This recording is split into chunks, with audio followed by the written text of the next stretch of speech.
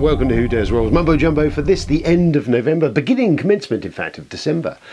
We are a big lead up to the big Christmassy day of presents and maybe board games, who knows? So that's going on. Obviously, we'll start the commencement of, I'm using commencement a lot, who knows why. We'll start the Advent calendar very soon. We should see how that goes down. So far, so good on that one, as we said. And how are you all? How's everything? Are you cold? It's fucking cold today. It dropped. The temperature dropped very, very, very, very sharply last night, and it is bloody freezing. So here we are, this crisp December morn, nearly. What have I played?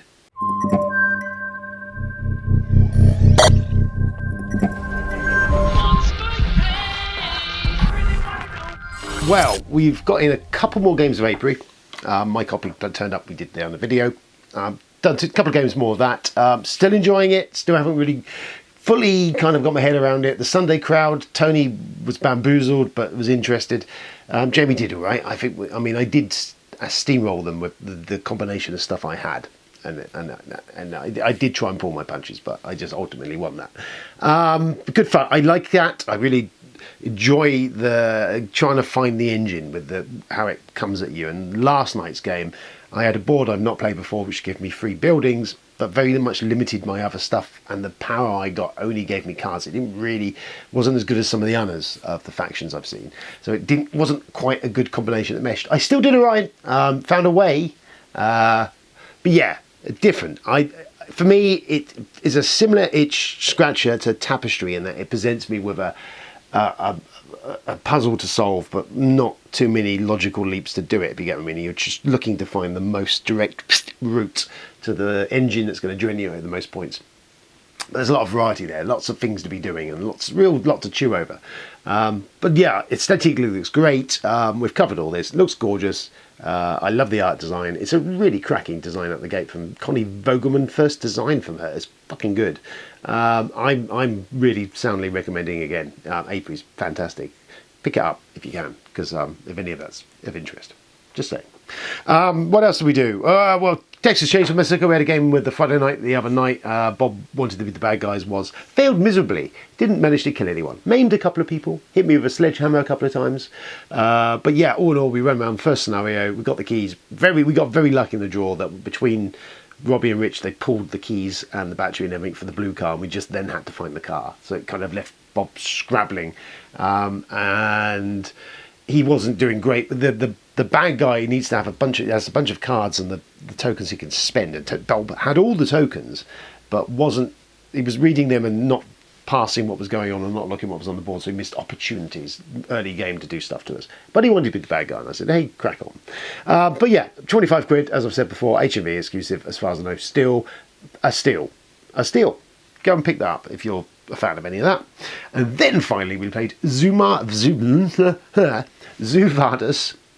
from Minor Canisia. Did I mention this last? I can't remember. Anyway, we played that either again or the first time, depending. No, you've definitely heard about this before. Fuck it. Minor Canisia's game of negotiation. Really, again, enjoyed that one. We played it last time and we were mulling it over. Rich joined. It was a 5-player game. We only played the one of it, but again, I had the Rhino power, which allowed me to move up the map. Proved invaluable, got to the top. We cock-blocked Robbie from getting any of his characters in at the end to score any points. He was really happy about that. Number one, we said shut up and sit down, said it was very good, so you ain't going to be able to find it. But if you can find it, I don't know how much it was, but if you've got a group who likes negotiation, it's fast, it's loose, it's entertaining, it looks good. Again, its mileage might vary depending how many of you are into negotiation shit. So, yeah. There's that. But yeah, all in all, not bad. Let's do some news, so shall we?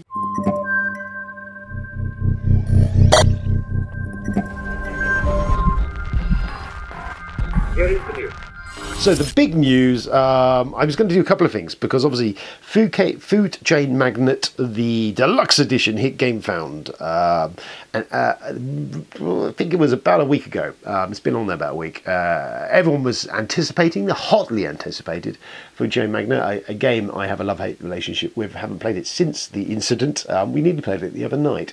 But it's a vicious Splotter game. It's a view of competing fast food restaurants doing advertising game campaigns, but it's cutthroat, it's vicious.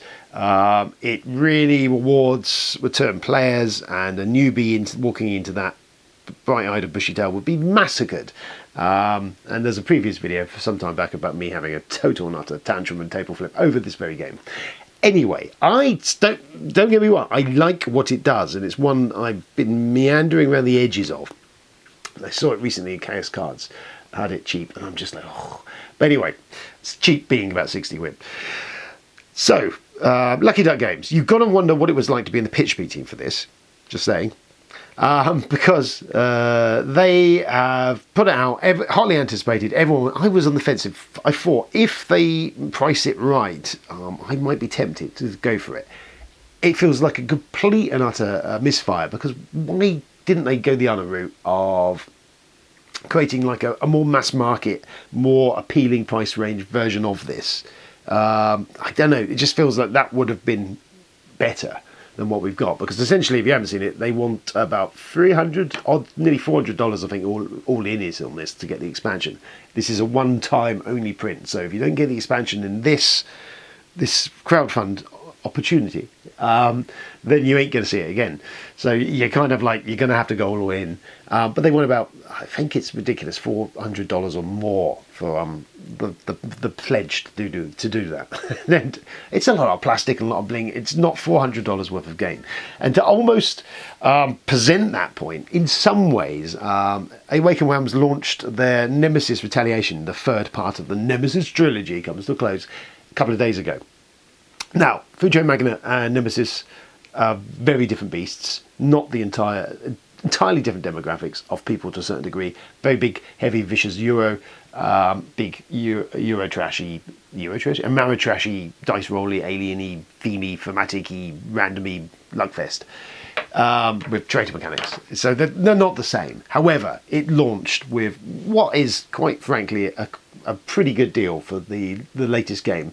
If you get it with the miniatures, and they've offered a standee version in this, which is also, I applaud from Awaken Realms, offering a lower priced product to people who don't want the minis and would still like to enjoy the game at half the price of the big one. So yeah, applaud to all that to Awaken Realms. It has already hit nearly, and at this point in time, where I'm saying is nearly on the cusp of 4 million in a few days, and nearly, probably about, by this point in time, about 19,000 backers. Now, they're not comparable, as I said. However, it shows if you, and Awaken Realms have got a bit more clout in this. They've got 2 previous versions of the game out there. They have a tried and tested process. They know that they can sell this under the market value and still make some money on this, because they're just going to get the hit, which is proven because of what's happened. But you got to sit there, and somewhere in Lucky Duck, someone sat there going, fuck. Fuck a duck. They could have, I think they could have done better. And they could have, yeah, I think they could have done a much better, still a nicer deluxe version without all the unnecessary shit.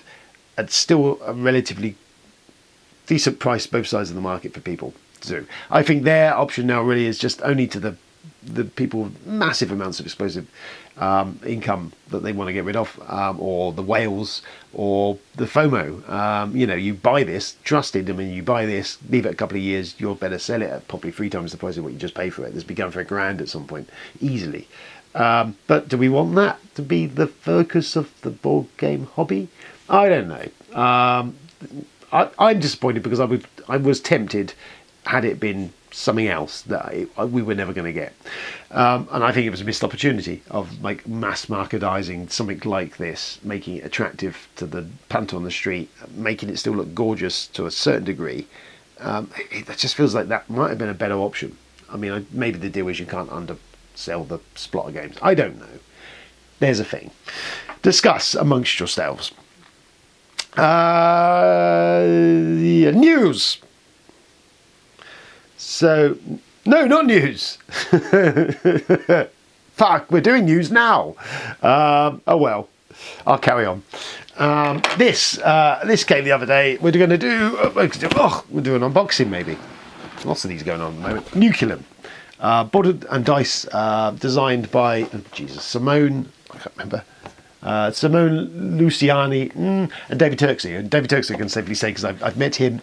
He did the design of many things. Anachrony comes to mind. A bunch of other stuff of Mind something other games, Mind Clash games, and Days of Ire. He was one of the early games I interviewed him doing.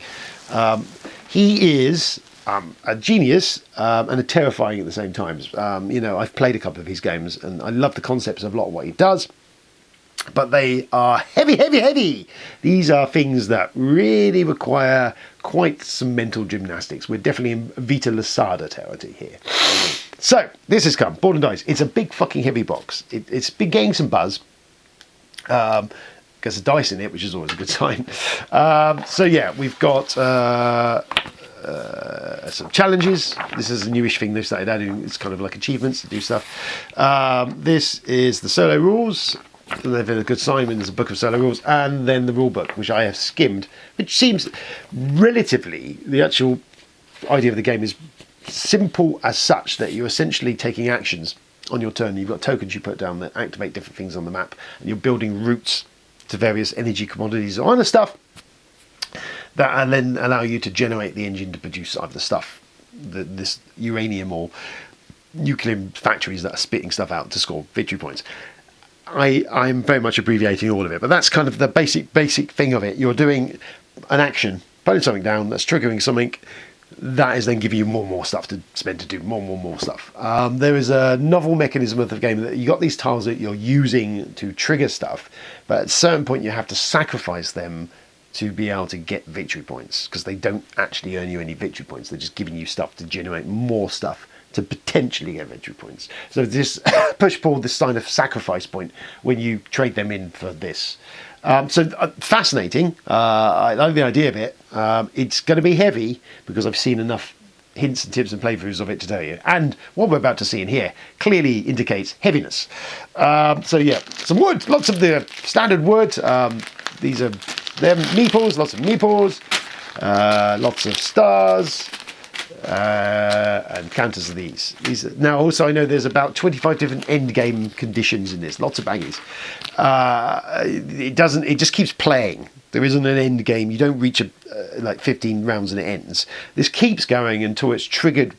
I think it's about 5 or 6 different end game potential triggers. So again, in different ways by different things happening. Which is what those tokens are for, which grip me. Cubes, everyone loves a cube. So this, don't know what that's for. Looks like some sort of rack you're going to assemble. I don't know if it's an insert. I don't know. There's that. There's the turn order cards, or the player reference cards. Very essential, 2 for each player. So there's a lot going on there for you to be worrying about. Some cards, probably for the solo ultimate. I don't know. I haven't really properly checked. And then we got one of the boards. So this is a sideboard that goes on. This thing is a monstrous table hog as well. This is for the tracking, actually, a lot of the in-game condition stuff here. These little flags here are the end-game things when they're triggered. I think you've got to trigger so many of them. Obviously, places where you can score points. Lovely. There's different achievement stuff you can do. No idea what all this is. And this is to do with those tiles I said that you're going to be sacrificing throughout the game, or buying them from there. So there's that. And then everyone has a player board. Some huge, horrendous player board. I'm just going to make it the right way around. Yes, this big fucking thing. Where you'll be putting your tiles up here to score things. So this is your income track. This is what you'll generate throughout the game, between, I think, cash, meeples, and victory points, essentially. So we've got that. But you can only generate where you've placed tiles, and these are the little tiles I'm talking about. You've got to lock them in here to then generate, and you'll generate up to how many of these you've locked, but you're taking them out of your actions. You can't do them. So there's that, and some a variety of other buildings and stuff you can build which generate stuff. There's more to this because you've latched something onto here as well.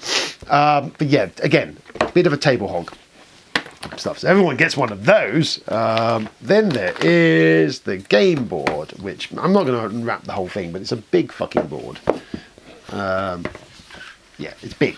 Go. I think there's another run of that. So we're talking somewhere like that size.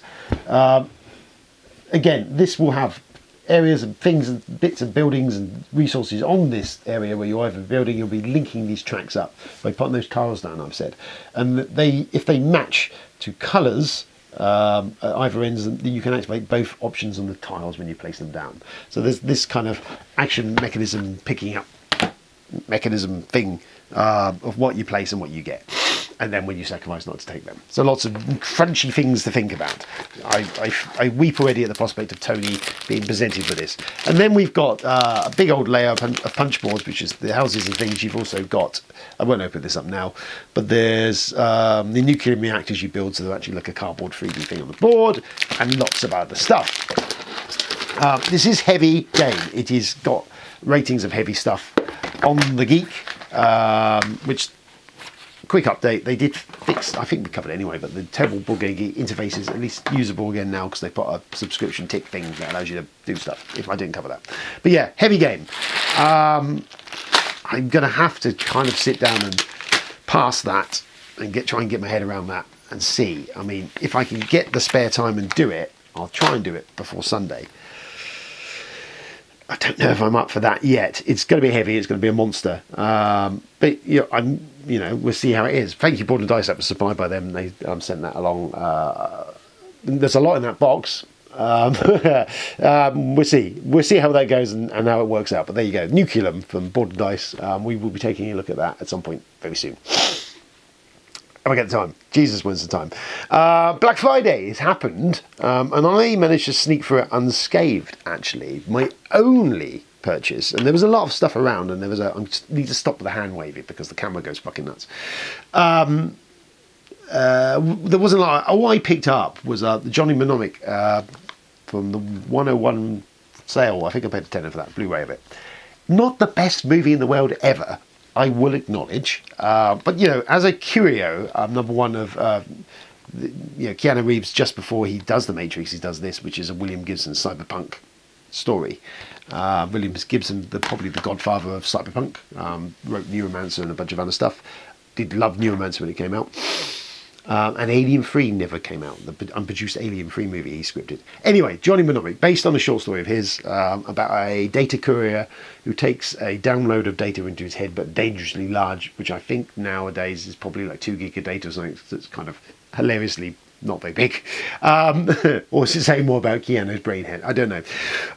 It was low budget, but they were a bit more than it did, and it came out ultimately and just didn't really do anything. And I think it was came out at the wrong time, wrong place, with some heady ideas, just didn't hit the right thing. I remember being a guilty pleasure and loving it for many things, the cast, and it's nods to Gibson's cyberpunk aesthetic and stuff, just some little details and stuff really lovely done in there of world building. And as the years have gone by, I think it's gained definitely a little bit more sort of traction in regards to what it predicted or got right or is still happening. I think if I vaguely recall in this storyline, there is currently a pandemic going on in the world in that people masked up and all that. So it was quite prescient. So I need to watch that again properly because I haven't watched it well. And it's got the Japanese cut on it, which had a bit more violence and a bit more stuff going on. It was a longer cut of it, which I've never seen, actually. So it would seem a no-brainer for me, for tenner, to get that with some commentary tracks and some other bits. And, I'll sit down and see what the boys think of it. I haven't seen it for a while. Johnny Mnemonic. If you've not seen it, and you're a fan of any of that stuff I've said, the cyberpunk stuff, and it's got Dolph Lundgren, Ice-T, and a bunch of Takeshi Kitano in it as well as a kind of Yakuza hitman type dude. There's some good stuff in it. It's not short of ideas, and it has considering its budgetary limitations, it has a bloody good crack at doing what it's doing. So yes, it is one of a curio if you're that way inclined. As I've been doing, me and son number 2 are digging into Andor. We're now about 4 or 5 episodes in, and I'm really, really enjoying watching Andor again. I had very high opinions of it when I saw it before, thought it looked gorgeous, and it does look gorgeous. And in fact, I'm having the opportunity now of spending even more time sort of savouring how gorgeous it looks while picking up more nuances of the story that's there that even I missed the first time around. It's good. It's really good. So yes, watching that at the moment. That pretty much is it, actually, for the time being. We'll see if we can get Nucleum played. I've also got books of time to play at some point, and there's all the pressures of everything else. And I have said to those that shall game on a Sunday that we will commence Frosthaven hostilities into December. So as we're just kind of moving into that, the opportunity to play that, which is only 4 player, so Friday nights are going to be a challenge as well. There's not much opportunity, so we'll see. Needs to get played. Lots of stuff going on. Oh my gosh. There you go. I hope you're well. Stay safe out there. Play games, of course. Anyone who's new, hello, new people. Anyone who's still hanging around, well done. Don't forget to like, share, and subscribe. You can even patronise us, and I'll work out what we're going to spend that on. Yes, I think that's that. All right, well, have fun, and see you soon. Bye.